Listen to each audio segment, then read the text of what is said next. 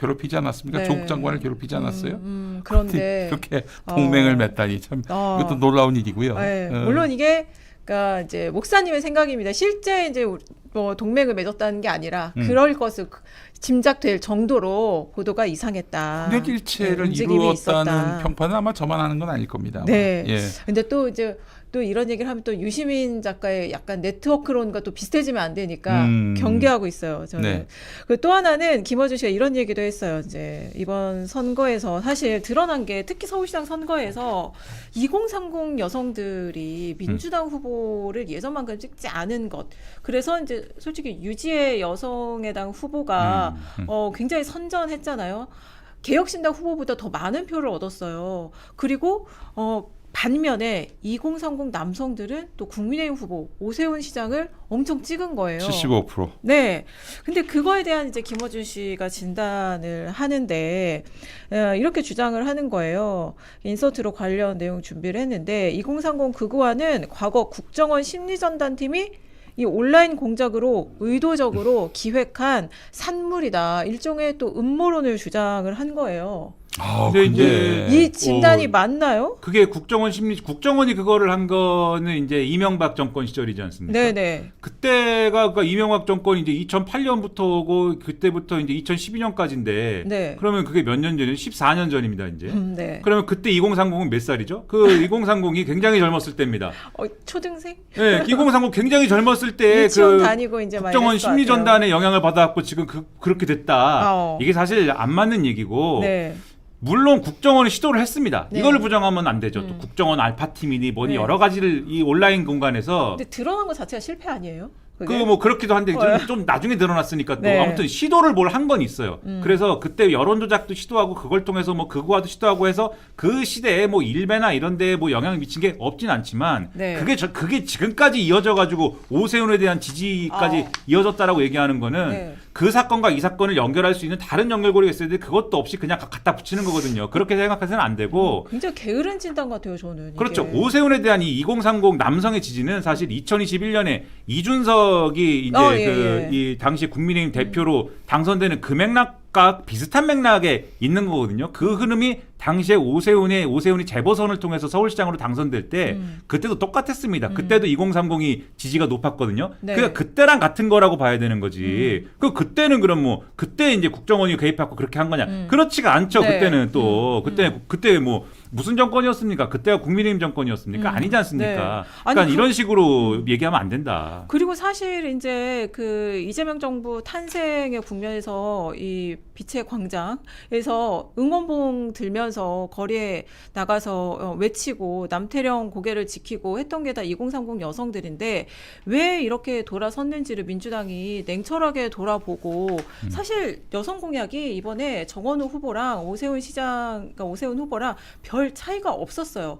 그러니까 그거를 자성을 해야지 이게 어떻게 할지도 처방이 나오는 건데 이런 식의 음모론이라면 뭐 민주당은 잘했는데 이전에 과거 이 MB 정권에서 극우화 전략을 해서 지금까지 이어지고 있는 것에서 온라인의 일배화가 일어난 거다 이러면 어떻게 처방을 하려고 이러는 거죠? 민주당이 노력할 부분을 지적을 해줘야죠. 그런 얘기하는 분이 네. 이제 노무현 재단의 황희도 이사 같은 분인데 게으른 진단이라는 표현에 저는 동의합니다. 아니 지금 75%가 오세훈을 지지했다면 20대 남성의 경우 네. 이거는 일종의 현상인데 이게 국정원의 어떤 여론 조작으로 공작으로 만들어내기엔 너무 광범위하잖아요. 75%는 그냥 이거는 간단하게 보면 됩니다. 민주당이 싫어서예요. 왜 싫은지는 이유가 다양할 수 있겠는데 네. 그냥 민주당이 싫은 거예요. 그 젊은 정치인도 안 키우잖아요. 그렇죠. 아니 이제 정원호 후보의 그 이번에 그 패인 중에 하나가 아까도 얘기했지만 운동권 경로당 낡은 인사들이 주류를 네. 이루면서 감나라 배나라 하다 보니까 참실성은 싹 사라지고 예. 더 이상 젊은이들에게 그 호응과 지지를 받기 어려운 그런 측면들이 있었다. 우리가 사실 저기 민주정부 들어서자마자 문재인 정부 때 네. 인국공 사태 그리고 그 평창 올림픽 남북 단일팀 이 건으로 아주 심하게 충돌을 빚었어요. 젊은 세대하고. 그때 인천국제공항공사 비정규직을 정규직으로 전환하는 대통령 문제라든지 말 한마디로 남북 단일화 팀을 구성하면서 여자 아이스하키 팀을 그렇죠. 남북 단일팀을 구성했죠. 그래서 이제 남측에 국가대표로 나가려고 했던 선수들이 기회를 잃은 이런 부분들 공정의 문제로 바라봤던 것이고 그 문재인 정부 후반기에 이 조국 사태를 거치면서 이 위선의 문제가 또 불거지게 됐고 네네. 전반적으로 민주당은 점수를 많이 잃었어요. 그렇죠. 사실 지금도 네. 그 조국 씨가 막 그 김어준의 뒷받침으로 해가지고 자기 대권 주자로 막 거론다는 이 현실 속에서 민주당을 좋아할래야 좋아할 수가 없는 그런 상황인 것이죠. 네, 그래서 체질을 개선하고 뭘 보완을 할지를 해야 되는데 그게 음. 아니라 음. 그 이런 식이라면 진짜 뭐 우리는 잘못한 게 하나도 없는데 과거에 이런 그거와 이 공작 때문에 2030 이렇게 그거화된 것이도 하면 매사에 이런 식이야. 네. 김어준은 항상 자기는 옳고 그 바른데 이 공작 세력들이 날 죽이려고 지금 네. 음해하고 있다. 이렇게 지금 매사에 이런 식으로 이야기하고 있는 건데 이거야말로 그 비판에는 문을 닫고 오로지 자기의 그 옳음만 강조하는 이런 태도니까 젊은이들이 네. 더 환멸을 느끼는 거예요. 네. 왜 인기가 없는지 특히 조국 대표 같은 경우 20대 30대 지지율이 0%대입니다. 이 현실이 왜 발생했는지 이것도 공작입니까? 국정원 심리전단에 의한 공작이에요?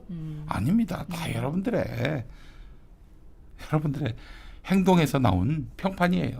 그래서 이제 당에서 이 선거 과정에서 그런 문제들이 음. 드러났으니까 이거 이제 곧 다가오잖아요. 당대표 선출을 위한 전당대회가 이제 8월에 치러질 텐데 여기서 이거 공과를 겨뤄야 된다. 왜냐하면 정청래 대표 지금까지 하는 걸 보면 이제 연임 도전할 것 같잖아요. 그리고 이제 그러니까 반대 진영 내부에 약간 이제 이 반청 진영에서는 김민석 국무총리 출마를 할 것 같고 신명길 의원도 확실합니다. 왜냐하면 저한테 좋아요를 눌렀기 때문에 어떤 글에 좋아요를 눌렀죠? 김민석 총리가 어떤 글에 좋아요 누른 거예요? 저기 김어준하고 박시영을 네. 공격하면서 또 정청래도 싸잡아서 네. 비난하면서 네. 김용남 주저앉히게 하는 것에 대해서 제가 강도 높게 성토를 했었죠. 여기 좋아요를 눌렀어요. 네. 네, 난 몰랐는데 뭐 그게 이슈가 됐더라고. 네. 예. 근데 근데 그래서 제가 한 가지 좀 여기서 예. 좀 신상 발언을 하자면은 예. 그 글을 김용민이가 지웠다 뭐 그런 보도가 있었어요. 어. 지운 바 없습니다. 네. 지운 바 없어요. 아니 틀린 계정에 말이 없는데 들어가 보시면 왜 지워 그걸? 예. 네. 있습니다. 페이스북 말씀하시는 네, 거죠? 그렇죠. 네. 안 지웠어요. 왜 네. 지웠다고 그래? 네.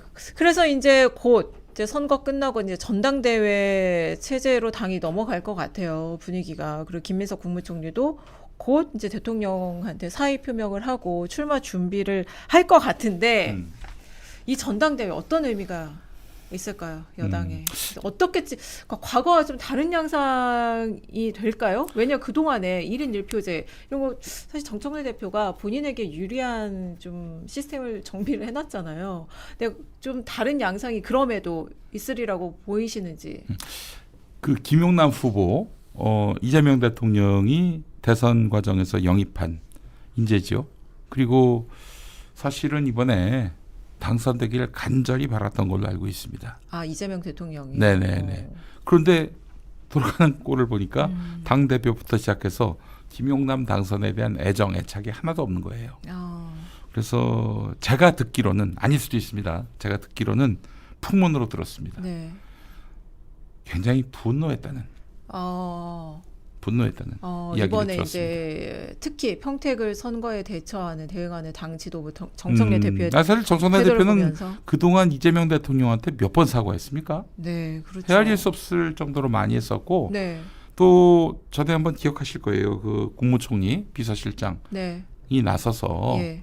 사실 얼굴을 붉히면서까지 왜 입법이 이렇게 저조하냐 예. 라면서 분노를 했던 네, 당정회의의 그 영상도 있는데 여러모로 지금 정청래 지도부에 대한 불만이 많아요. 예. 답답함을 넘어서 이제는 분노가 있는 겁니까? 그래서 저 사실은 보십시오. 6월 4일이면은 이재명 대통령이 당선되고 취임한 1년 되는 날입니다. 그렇죠. 그날 아침 밥상이 오물로 덮였어요. 예. 이게 얼마나 황당한 일이에요. 다 이길 것처럼 예상됐고 별 노력 안 해도 이재명 이름만 내걸면은 이길 수 있는 선거들이었는데 네. 그냥 곳곳에서 격전지에서 패배를 했단 말이에요. 당 지도부의 경거망동과 무관심으로 인해서. 네. 아니 이런 정청래 지도부가 이로부터 2년 더 당 지도 체제를 이끌고 그리고 심지어는 2028년 총선 공천권까지 행사한다? 가능할 일이겠습니까? 그 꼴은 못 본다. 그 꼴은 못 본다. 저는 아. 청와대 의지가 아주 분명하다고 봅니다. 아, 그러면 결국에는 지금 김어준 씨는 어떻게 나오겠어요? 지금 돌아가는 구조만 보더라도 그들은 거의 반명의 어떤 반명 캠프다. 반명 캠프가 됐고 어느 순간에 가서는 이제 결별할 수밖에 없는 구조다라는 것을 본인이 잘 알고 있고 그렇다면은 당 대표만큼은 자기가 믿을 수 있는 사람, 뭔가 지령을 내렸을 때 행동할 수 있는 사람이 돼야 한다. 정청래 말고 누가 있겠어요? 예. 네. 평론가님은 8월 전당대회 양상이 좀 어떨 거라고 보세요? 지금 말씀하신 대로 이제 사실 지난번에 전당대회는 박찬대 후보 지금 이제 정청래 대표, 그렇죠. 정청래 대표 이렇게 이제 붙었을 때도 사실 뭐 여의도에 있는 사람들은 이것 역시 지금의 이제 친명 친청 구도처럼 해석을 많이 했는데 그때는 사실 그렇게까지 의지가 강하지 않았습니다. 반드시 정청래 대표의 어떤 뭐 이 당선을 저지를 해서 뭔가 여당을 완전히 이제 뭐 청와대와 정말 일체화시켜야 돼. 그렇게 안 했습니다. 왜냐하면 이전에 윤석열 시대의 그건 윤석열 시대의 스타일 아니냐. 그게 여당을 딱 그립을 잡아가지고 이렇게 갖고 가는 게 그렇게 하지 말고 어쨌든 당원들의 선택에 좀 어느 정도 맡기고 그리고 사실 뭐 정청래 대표하고 뭐 박찬대 이제는 시장님이 되시는 이 박찬대 의원하고 별로 사이가 나쁘지도 않은데 잘 해보라고 하지 뭐 이런 분위기가 있었던 건데 아니, 그 정도가 아닙니다. 네. 그 정청래 대표는 그 청와대 당시 대통령실이었죠. 이 대통령의 마음이 나한테 있다라고 여기저기 떠들고 다녔어요. 그 뭐 그런 거를 그러니까는 커트를 딱딱딱 하지 않은 거죠 사실. 그냥 대통령실을 그냥 쉽게 말하면 둔 겁니다. 둔 거에 가까워요. 네. 근데 이제 이번에 그리고 나서 이제 정청래 지도부가 쭉 온 거잖아요. 이 오는 과정에 코드가 안 맞지 않습니까? 안 맞으면서 생기는 이 국정의 동력의 유실이 있지 않습니까? 네. 통치 구조의 어떤 불편함이라는 게 분명히 있거든요. 네. 이재명 대통령 입장에서 한두 번이 아니란 말이죠. 그러면 이번에는 이재명 대통령이 무슨 뭐 직접 개입을 한다 이런 말씀을 드리는 게 아니라 이런 거를 당원들이 봤기 때문에 그리고 지지자들이 봤기 때문에 아 이번에는 좀 이거를 해결을 봐야 되는 거 아니야? 라고 이제 생각을 할 텐데 네. 근데 그래서 이제 이번에는 이전의 전당대회보다는 훨씬 더 격렬하게 이제 붙을 텐데 근데 다만 지금 이제 만약에 그냥 1대1로 지금 김민석 총리는 어쨌든 나올 게 기정사실화 되어 있는데 1대1로 그냥 붙게 되면은 아까 서두에 말씀하신 대로 정청래 대표가 이미 이제 제도라든가 여러 가지 기반이라든가 이런 것들을 이번 지방선거 패배 뭐 이번 지방선거의 성적이 아주 그 안 좋음에도 불구하고 본인한테 유리하게 어쨌든 해놓은 게 있기 때문에 1대1로 붙었을 때 과연 이게 김민석 총리가 그냥 무난하게 이길 수 있을 것이냐에 대해서는 의문이 있을 거예요. 심지어 김어준 씨 유튜브에서는 심지어 이거는 친명 대 친청이라고 부르면 안 된다. 친석 대 친청이라고 불러야 된다. 이렇게 친석이라는 말을 만들었죠. 네, 친김민석의 그러니까 그 유튜브의 세계에 가면 지금까지 일어난 모든 일들이 다 김민석의 음모입니다. 아 그래요? 김민석이 다 한 거예요. KTV 편집도 네. 빅브라더예요? 이렇게 유능한 사람이 없어요.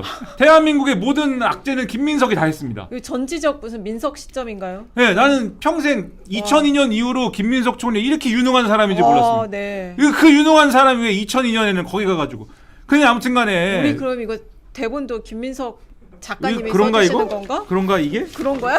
네. 네. 좋아요를 왜 눌렀을까 과연 목사님 아. 그러다가 다 이게 무슨 엄청난 그 기획이 근데 그러겠습니까 그게 근데 그래서 그러고 있는 건데 그래서 아마도 좀 이제 이 김민석 총리를 비롯하여 좀 이렇게 좀 정청래 대표하고 각을 세우는 쪽에서는 좀 여럿이 좀 나가서 좀 붐업을 좀 시켜가지고 이런 것들을 좀 만들어서 정청래 대표와 다국적군의 구도로 가야 되는 게 아닐까? 좀 이런 얘기도 나오고 하는 것 같아요. 그래서 나중에는 이제 연합 단일화를 해서 1대1로 맞붙는 구도. 그게 단일화가 될지 아니면은 단지 이제 뭐 일종의 결선 투표 뭐 그런 게 될지 아니면 중간에 갑자기 이 쇼트트랙 하는 것처럼 뒤를 이렇게 슉 밀어주는 게 될지 이런 거는 뭐 정확히 모르겠는데 어찌 됐든 총력전으로 붙을 것이다. 그렇죠. 방식이 어떻든. 그렇죠. 그러니까 저 친청 대 친석이 아니라 문조 털레유 이 대통령의 대결 구도가 될 겁니다. 네.